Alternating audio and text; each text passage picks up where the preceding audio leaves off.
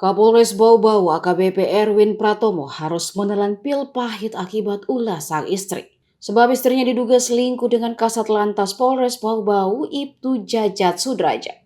Karena kasus dugaan selingkuh istri dan anak buahnya itu, AKBP Erwin Pratomo dicopot dari jabatannya sebagai Kapolres Bau-Bau.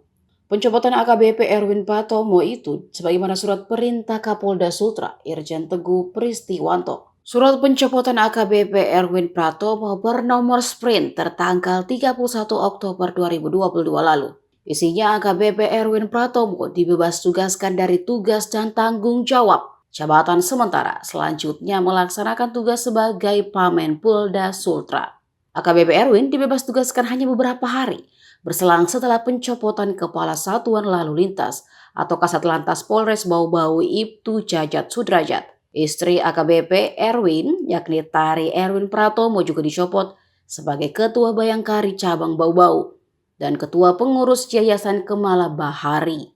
Diduga pencopotan jabatan ini karena ada isu perselingkuhan antara istri AKBP Erwin dengan Ibtu Jajat Sudrajat. Sebelumnya muncul kabar adanya penggerebekan istri AKBP Erwin Pratomo dan Ibtu Jajat Sudrajat yang check-in di salah satu hotel di kota Kendari. Atas kejadian ini, Ibtu Jajat Sudrajat langsung diamankan oleh petugas Propam Polda Sulawesi Tenggara.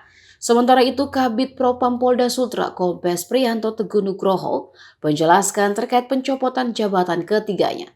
Menurutnya hal ini perlu dilakukan untuk mempermudah pemeriksaan.